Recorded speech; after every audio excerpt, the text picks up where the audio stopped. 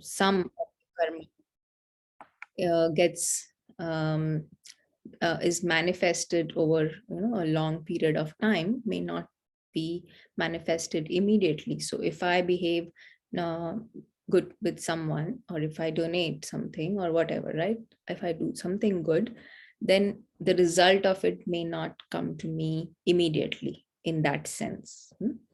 So it may manifest after few years, few whatever decades, few, maybe even births. So we don't know about that. But the second is that the feeling of being helpless, right? That is not a good feeling. That I cannot do anything to change it. So if I get stuck in that feeling that, oh, I get what I, sowed, right? Then what is it? Well, what can I do now to change it? And I'm experiencing in this process, I'm experiencing pain because whatever I'm doing is not resulting in what I'm doing. I mean, what I think I have done well, right? So this experience of pain is something that leads us to better understanding of karma. How do we view pain in the context of karma? And pain can be different kinds of pain, right? A pain can be physical pain, like pain of the body, my back is paining, my head is aching, something like that. Or it could be, pain, mental pain. So some kinds of feelings or some disturbance, right? Mind is not working right. And then we have something called emotional pain. So these feelings of feeling low or regretful or feeling anxious, right? Those kind of pains, or irritated, frustrated, upset, stressed, all those are emotional pains. Just some examples. So any kind of pain is as if a friend for us. How do we change that understanding when we understand karma deeper? So when we look at nature, right? Nature wants to give the best to all of us. If you look at nature, this whole wide world is actually very positive. You throw garbage in the ocean tries to, recycle it in its own way and give us back fresh water, right? Still. And anything you do with nature, it tries to regenerate, right? Or make itself, bring itself back to balance, which is called normalcy, right? Or balance. So nature tries to heal itself by itself. And a biggest example is our body, right? If there is something that happens to the body, there is immediately there is a healing mechanism that is kicked off in the body. So a small cut in the finger is going to, right, trigger, this blood will come out, which is an indication for the eyes that something is happening, right? And then the pain receptors will, will also be activated, sending a signal to the brain that, you need to do something about it. So all of this starts to happen as soon as the body is out of balance, right? Is not in its normal state, and healing process begins. So we can say broadly that pain is our friend. Can we say that?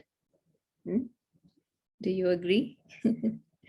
Pain is our friend. Why? Because if there was no pain, then what would happen? Let us think about that, right?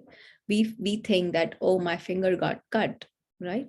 But if there was no pain in that cut finger and I continue to, ignore that cut because I never knew that it was cut. And it does happen with us, right? If the pain is, if sometimes we just ignore it, right? Even if it's there, we are too busy or whatever. We have many reasons. So um so if we ignore it, it may become septic, it may become, even sometimes even fatal, right? Because we have ignored it for a long period of time.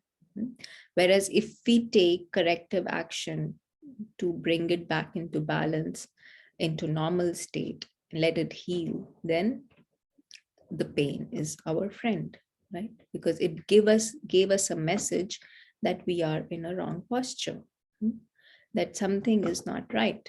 So if I don't sit upright on my chair, then there is definitely going to be pain in my back, pain in my shoulder, right? Giving me a signal to correct my posture, right? So so this is for physical pain. I'm giving all these examples, but like we saw, pain could be emotional, mental, physical, anything. And the same law applies to all of these pains, where if we are experiencing any kind of pain, it is actually our friend. hmm. Pain is our friend because it is giving us a message. And friends give us messages to make us better, right? They are our friends, right? So pain is also our friend, giving us a message to correct our posture. If we start to view pain like this, then it is very easy for us to correct our posture. If we try to fight it, then we will never be able to accept it, right? Accept the pain. And our mind is then in that victim mode, in that helpless mode, that what is it? What can I do? Hmm? That I'm so self engrossed in my own pity, right? In self pity, that I cannot think beyond, and I don't know how to get out of that self pity state, also, right? So acceptance of pain and actually viewing it as friend is in our own benefit, right? It brings things back to normalcy, to balance. And once we have that kind of acceptance, then we are now ready to really see what can we do. In the case of physical posture, we can correct the posture physically, right? But in case of mental and emotional pain, what do? We have to internally correct the posture.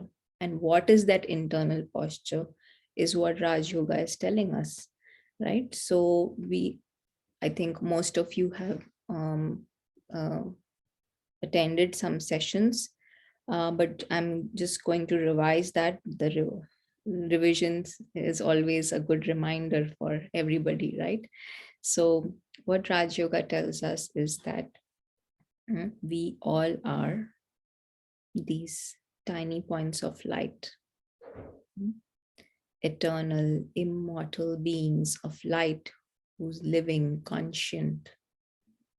And this eternal being and uh, is interacting with the physical world, right? And we like to put that physical world in a box to show that it is limited in nature. Everything in the physical world is limited. And while interacting with these limited world, which is ever changing, unpredictable, and has a beginning and an end. Everything in this physical world, what you can see with the eyes right now, right? Everything is changing, unpredictable, and has a beginning and an end. Everything is going to end, right? So this tiny star, this being of light, enters this world and interacts with different things in the world. And the first thing it interacts with is, of course, the body. In my case, Kanupriya's body, right? And it's the body. Then, as a child, there are different relationships. As you grow up, there are different relationships that you come into. So other people is another area where we interact with. Then we interact with nature, we interact with the house that we live in, right? Different objects that we have, a car and a job. And as we grow up, more and more things. Hmm? So people, position, possessions, right? And then what else? Pizza and pets. And what else? And we have many hobbies, and we have money that we interact with. We interact with the government and the nation and politics and whatnot, right? So we interact with so many things in this physical world, right? And in the process, this interaction is necessary. This is our life, right? But what happens in the process of this interaction with the body, especially, right? And then with the other relationships, with the objects, and with also other people, is that we start to think of ourselves or define ourselves based on these interactions, right? So instead of we as if forget that we are these beings of light who are free actually from this physical world. We are on our own, we are living conscient beings, right? Immortal, eternal in nature, belonging to another subtle world. But um, in our interactions over a period of time, we start to think, in my case, I start to think that I am Kanupriya, right? So I start to define myself based on the educational qualification that I have, based on the job that I'm doing, based on the status in the society, right, that I hold, or my family holds, my family background, my ethnicity, the country of where my, where I was born, and so on and so forth. So many, many things, even the sports club that I belong to, right, that could also be an area where I could start defining myself, right? So all of this results in false identification, right?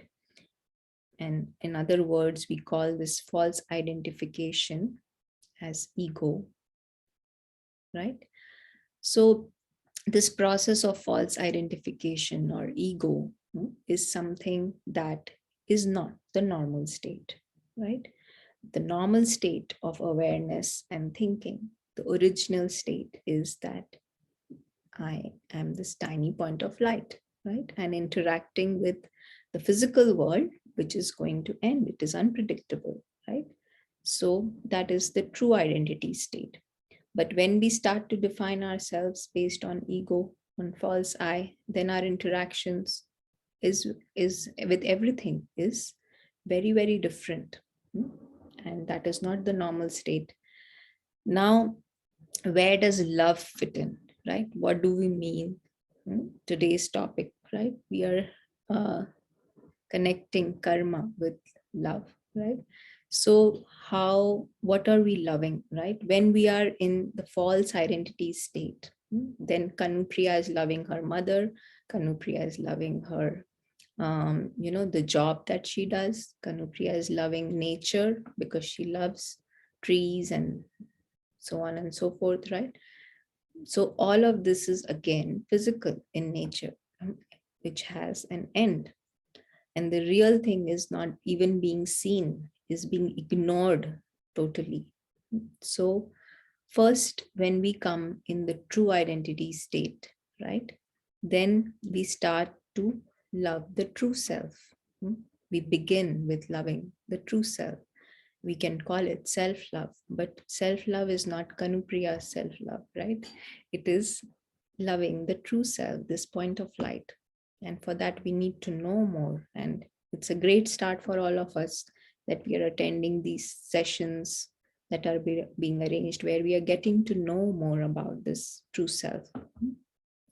And then when we are the second thing, right? So loving the true self is the first thing. And the other thing is loving others, right? That is where we want to go, that we want to share the love that we have, right? So the more we come, first we have to understand what is the current state, when we start to love others based on this false I, then there is a relationship of bondage and dependency. Do we agree? Why is there bondage and dependency? So Kanupriya loves the mother. There is no doubt about it, right? But if there is bondage, attachment, dependency, then anything that Kanupriya asked the mother to do for her and she doesn't do it for whatever reason, then there is definitely going to be pain in some sense experienced by Kanupriya. Is that right? Pain in the sense that, oh, she may be upset, she may be, Kanupriya may get angry, or stressed, or just feel that, oh, she's not being understood, nobody takes care of her, even those feelings, right? So that is some kind of emotional pain happening, that, oh, mother didn't do this for me, right? I asked her to do something. So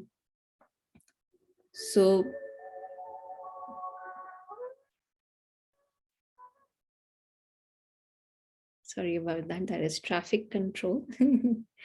Okay, um so this relationship of bondage with others, and I'm taking the example of people here, but it could be even with objects, right? There is a dependency, an expectation, a desire that comes in the picture, which changes the whole relationship of love that we wanted to bring about in the relationship, right? In the name of love, we start to act based on expectations, on desires, based on attachments. And where there is desire, there is definitely going to be pain. We cannot lead a free life where we are free to love, in spite of whatever we are experiencing from the other person. So if the other person is not able to do what we expect them to do, are we still able to love them? Currently, most of us may answer no, right? We expect reciprocity, right? That they will reciprocate the love that we are giving them. So, what do we do, right? We want to be giving love, but if we don't receive, and sometimes we feel, oh, we are loving selflessly, but many times over a period of time, right, we do that for a few years, few decades even, and then after that we feel, oh my god, I'm exhausted now, I cannot do this anymore. Right? So this kind of dependency, again, it may take time for us to realize that we are actually in bondage. Whereas true love is based on just seeing this point of light, not just for the self. So self-love was the first point, right? But we interact with others too, based on this vision or this internal tuning, this internal awareness that the other person is also a point of light, most beautiful, most peaceful, worthy of love, right? Not mixing it with whatever is happening in the physical world. The physical world, in a sense, is like a drama that is going on. So just like an actor is different from the character that is played from on the stage, on the drama stage, similarly, this point of light, the existence of this point of light, the life of this point of light is completely different. He is as if the invisible actor. The life is completely different. The characteristics of that real actor are completely different from what is being played as a character on the stage of this physical world, right? So to see that distinction clearly, helps us really interact with others too, based on true, genuine love that is authentic in nature, that is selfless in nature, right? That is unconditional in nature. Mm. So it is very much possible, not just possible, it becomes natural the more we start to see. The more we interact with this sight of the true self, and also for the others seeing their true form as points of light. So that is where this love factor starts to come in. Yes, I see a hand raised. Do you want to ask a question? Yes, Mm-hmm. I have a question about the false identity. And you mentioned culture. And growing up in my family, we were very connected to our Irish culture. That's where our parents were from. And then when I became an adult and started to search my own spirituality and the direction that I was going in, I must say that I learned in my own culture from my mom the importance of a connection with God, a spiritual connection.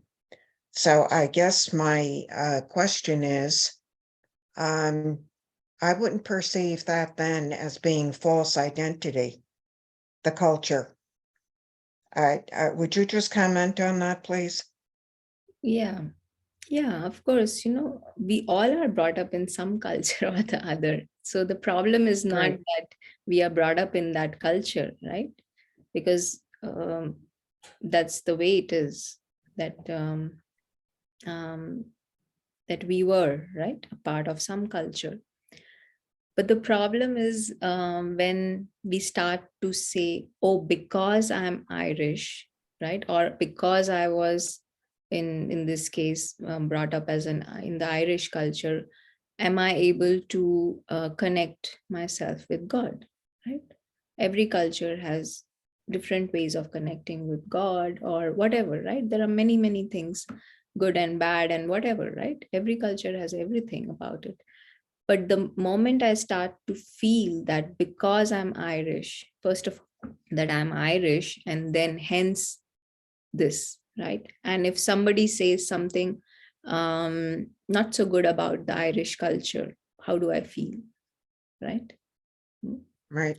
So that is a checking point for us, that am I defining myself based on some false identity, right?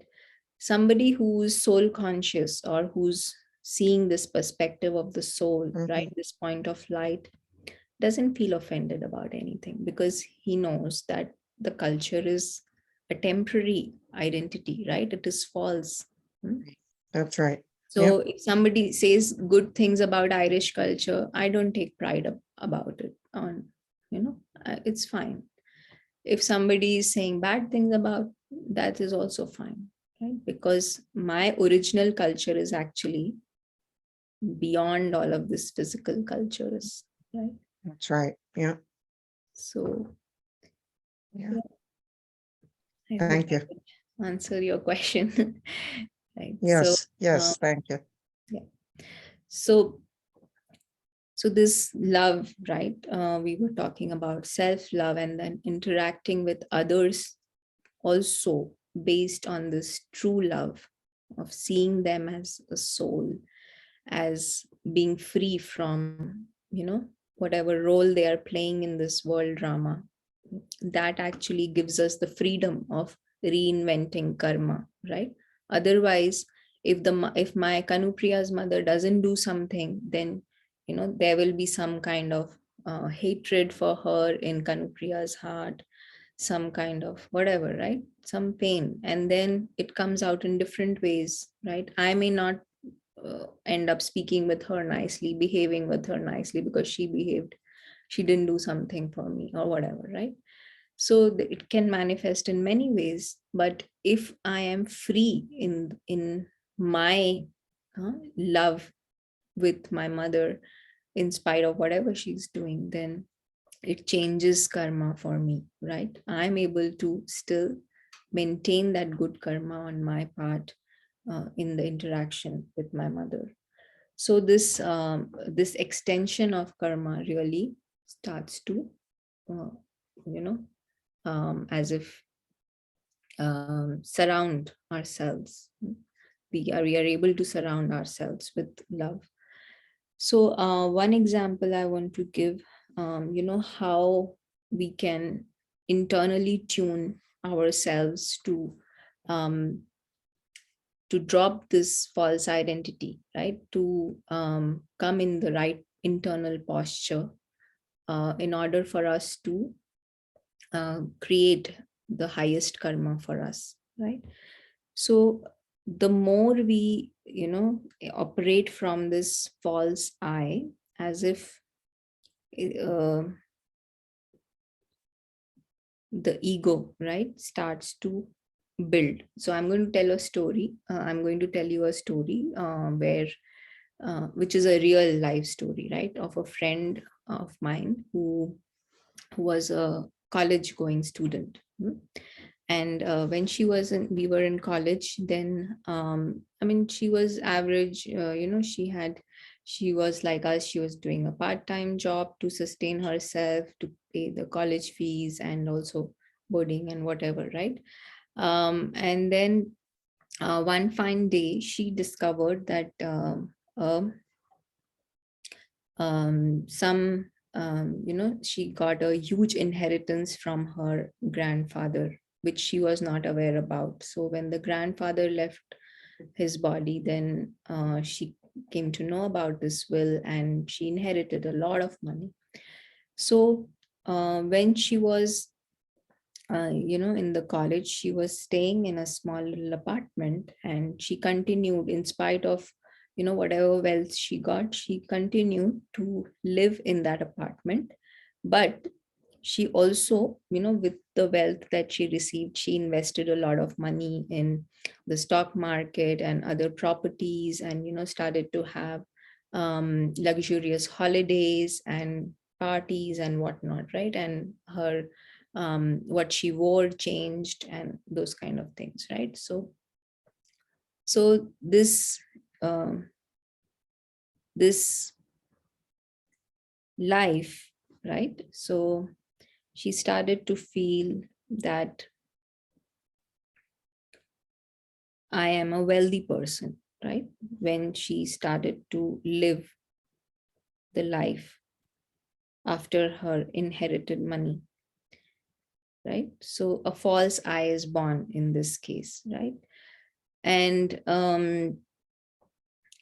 she's going on as if feeding the false identity. The more she's, trying to um, make herself known in the society as a wealthy person. So with all the holidays and the parties and the dresses she's wearing, this false I is actually growing bigger and bigger.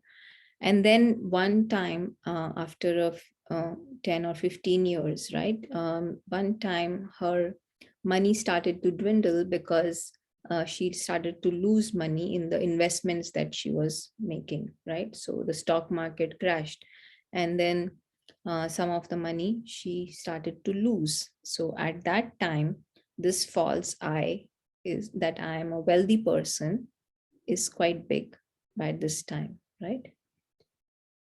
So now she cannot be seen as someone who doesn't have that much of money, right?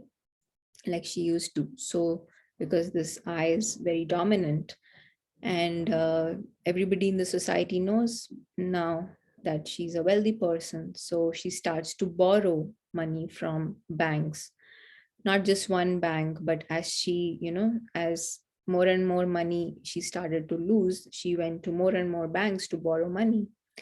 And uh, just to maintain her, you know in her mind she was maintaining her lifestyle, but really she was maintaining the ego that is there, that I am wealthy, right? So at the end of all of this, there were 8 banks that she had borrowed from, and then there came a time when she could not repay any of the banks. So the banks were getting after her that, you have to repay the money.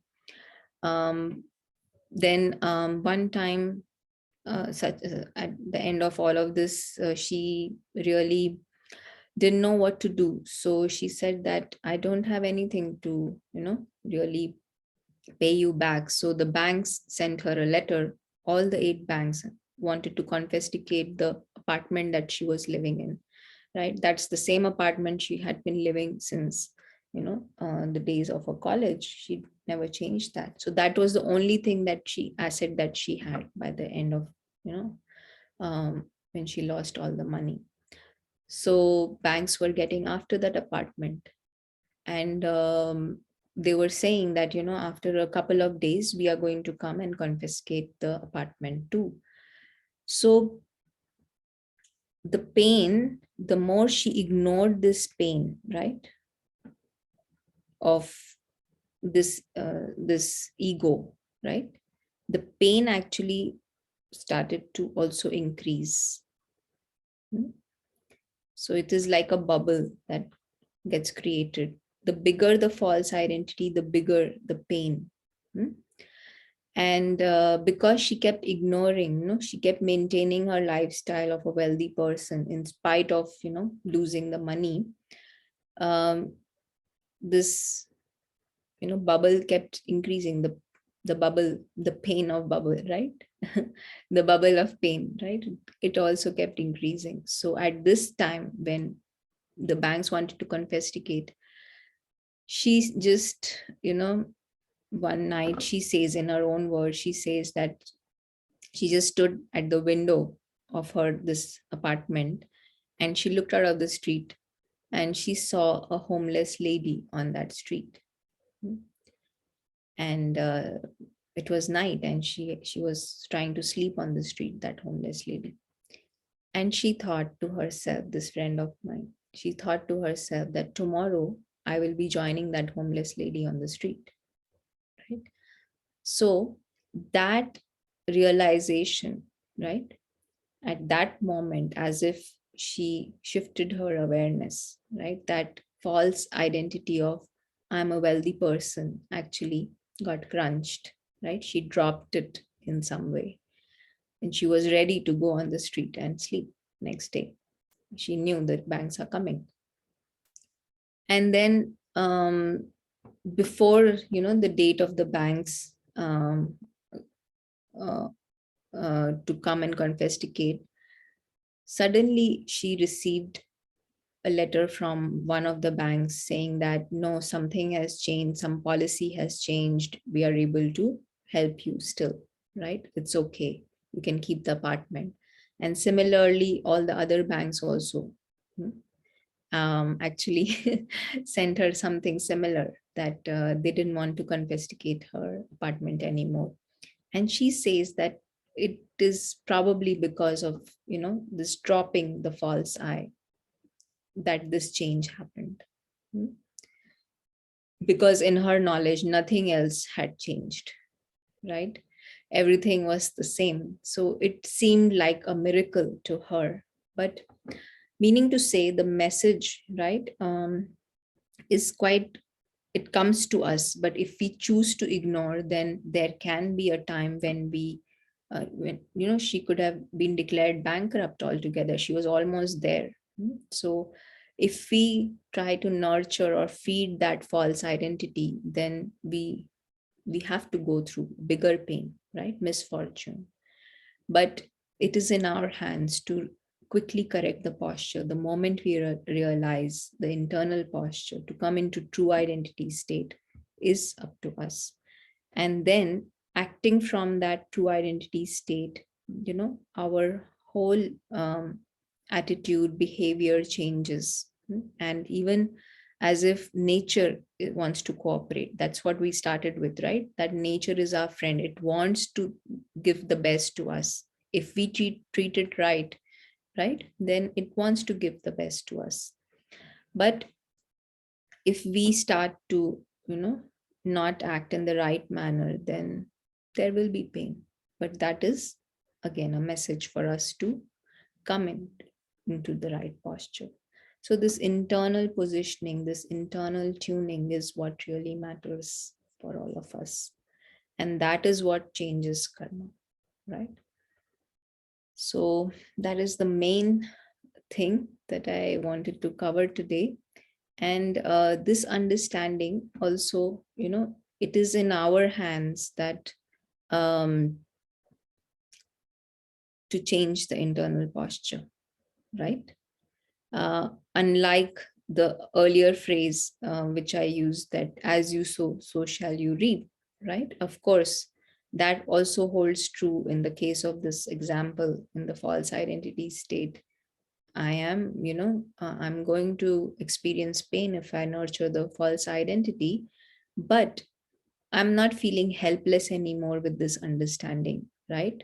I'm not feeling like a victim anymore, because I know the moment I shift my awareness into the true identity state, I can avoid pain. I don't have to go through pain. Pain is a choice that I am choosing for myself to experience or not. I can lead a life which is full of happiness. If I am in true awareness, then I can lead a life where there is no trace of sorrow, no trace of pain, right? So easy for us to lead a life that is full, happy, right? So that is something that we should probably focus on when we want to change our karma. What is it that we are changing? First, we need to change our awareness, right? And once our awareness changes, then everything changes, right? I am not Kanupriya in my case. I am this tiny point of light. Hmm? Awareness changes, then our vision changes. How we see things, how we see the self, how we see others, how we see everything, everything that's happening in this physical world. Vision changes. Our attitude towards things change. Hmm? And then our feelings and emotions change.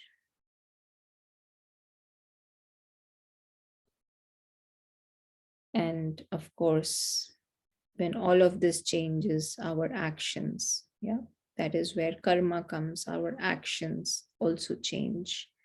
And when our actions start to change, yeah, our nature also starts to cooperate. If we are operating from the most highest, most elevated place, this awareness, then nature also wants to give us the best. And nature, uh, the world, as if our physical world also starts to change or cooperate with us, gives us the best. So focusing on this awareness bit is of utmost importance. Who am I, right? That is the question that we ask maybe in every session that we have, but it is an important question for all of us, right? So any comments, questions, most welcome. We have Yeah, you can type, or you can say, if you have any questions.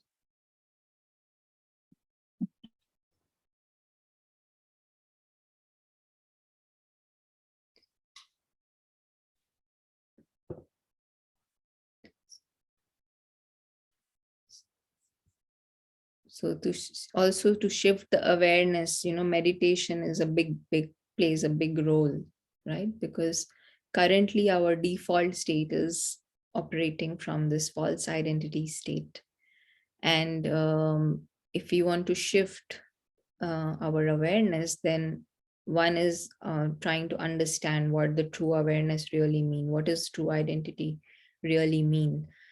So study is important, some time for also introspection, self introspection is important.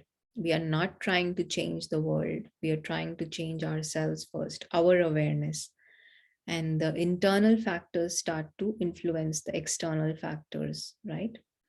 That is a big shift from what we used to believe earlier, that our external factors are defining our internal factors, right? How I'm feeling is based on what's happening outside. Hmm? But now this whole shift, 360-degree, that, or 180-degree, that how I am feeling or what awareness I am operating from is defining how the world is behaving with me or how that is happening.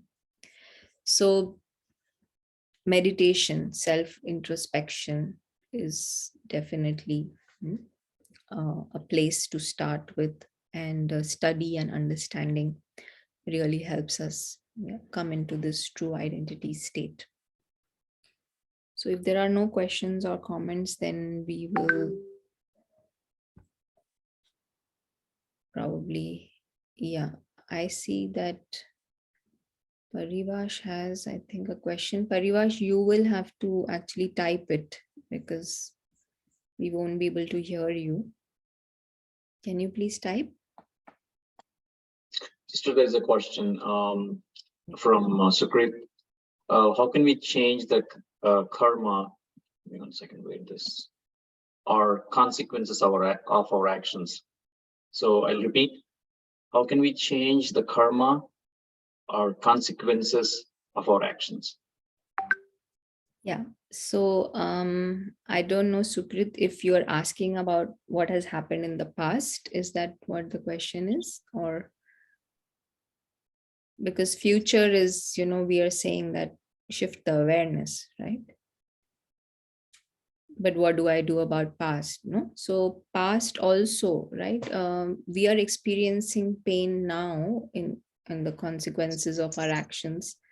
See, we want to change that karma where we are facing some difficulty, right? If the consequence is not a good consequence, right, so to say, then that is where we struggle. No? We want to change it. Somebody is not behaving nicely with us, then we are facing a difficult situation in life, then that is where we want to change that situation. But if something good is happening with us, we don't want to change that, right?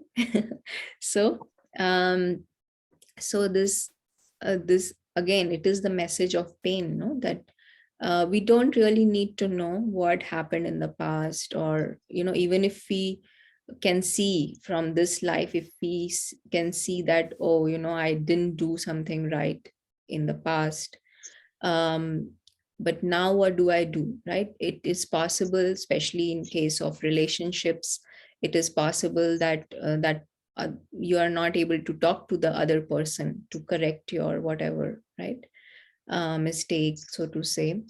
But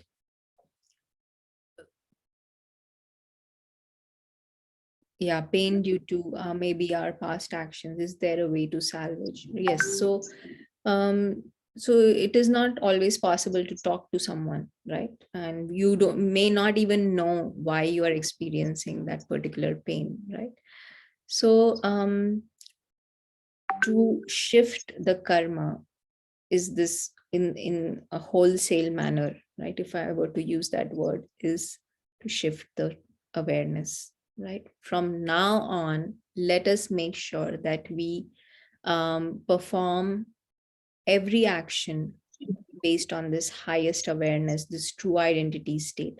What really happens, what I have seen personally also in my experience, is that even if I'm not able to pinpoint, right, which why I'm experiencing the pain, the intensity of that pain starts to as if gets diminished. I can, if I were to use also this word, that consequence actually starts to somehow get nullified in some sense. That karma, that bad karma that I may have done, not in my knowledge what I have done, but just shifting the awareness now to see the self, and also to start to see the others as these points of light, free from making them free, and also the self free from bondage, free from the character that we are all playing, right? Then we start to change the direction of our karma. And we can be free. We don't have to live that consequence anymore. It will not affect us, in the way that that we won't experience pain. The circumstances may not change immediately, because these are, like we said, that karma sometimes takes time to manifest. So it doesn't, the results may not be immediate always, but at least, there's a difference um, in what we feel, right? So the more I start to see a self and others in their true identity state, I don't experience pain anymore from whatever circumstances I have to live in still. So even if other person is behaving rudely, I'm not getting upset, to give a simple example. So still free from pain. Does that help?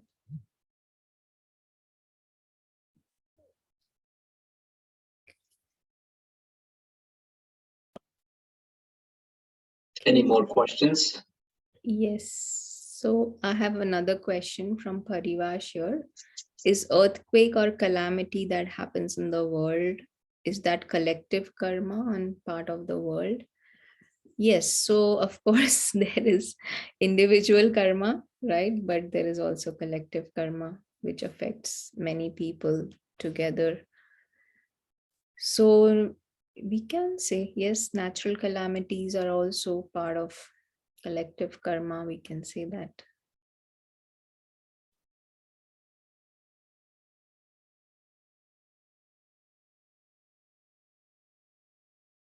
Yeah.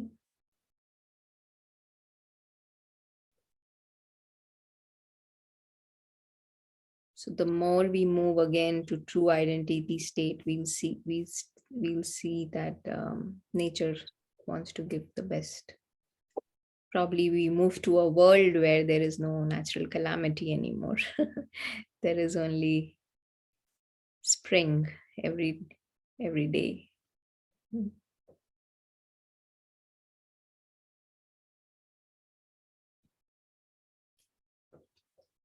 Right. So Okay. Thank you. Thank you, Sister Kanapriya. Thanks for your, presentation and, explaining about the karma. And thank you everyone for joining on behalf of um, Meditation Center, Danbury, Connecticut. So we have the workshops scheduled at the same time, 10 a.m. On Saturdays. So if anyone's joining for the first time, if they can send their email address, if they can type the email address in the chat, then we can provide the upcoming session information to you. So thank you once again. And Sister Kanupriya, if you could lead us to the reflection meditation to close the session. Thank you. yeah, sure. So let us choose a comfortable posture and just relax the body. Keep the back straight, feet flat on the ground, head in a raised position. And as we focus our attention internally,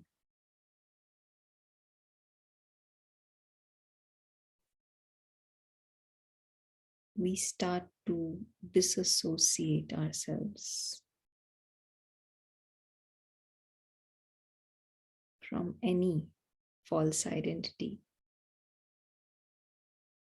The body is also false, temporary.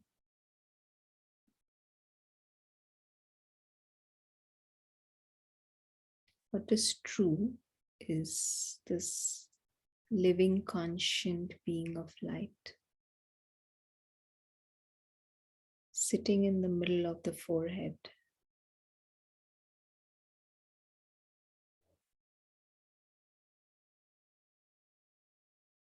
The life of this point of light is very different from life of Kanupriya in my case.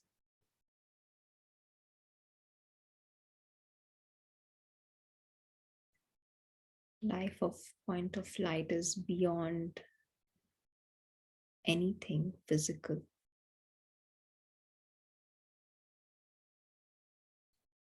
So with the mind we travel to a world that is beyond, like a sky beyond the sky.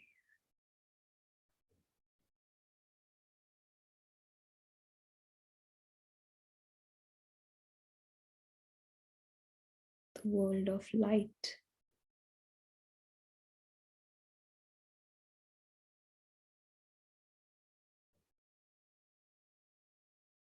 In light,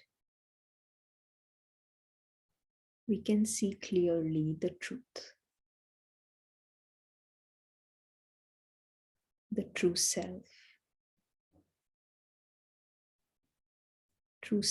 that is full of love, complete, perfect.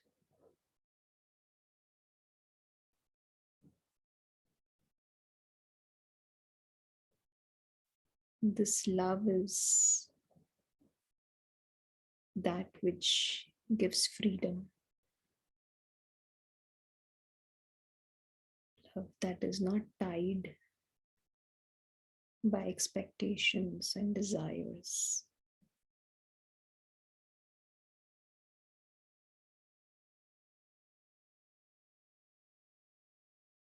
Free from any boundaries of gender and culture and religion and country and money and status and qualifications.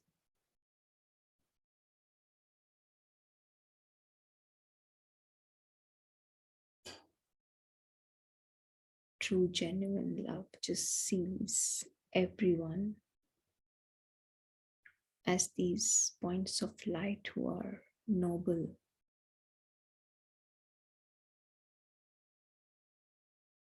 worthy of love,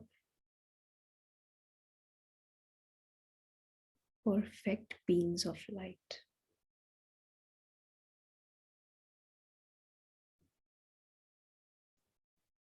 No matter what role they play in this physical world drama, we see the real self,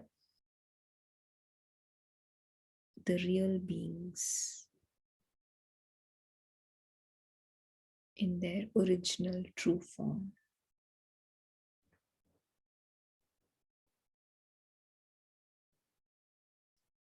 Like points of light.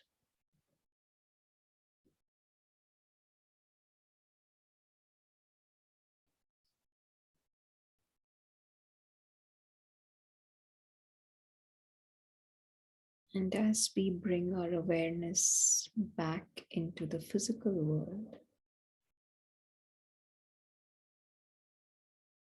we come with a clear intention to only share the love that we feel,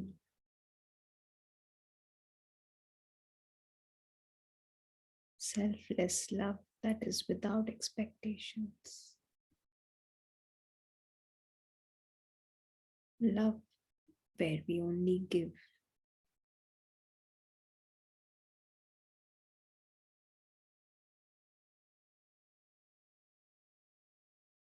No matter it is reciprocated or not, one is filled with love from beyond, divine love.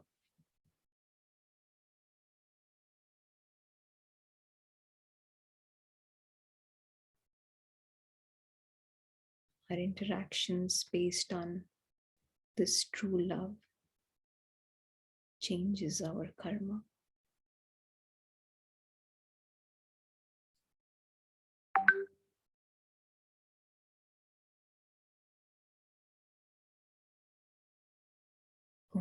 Shanti.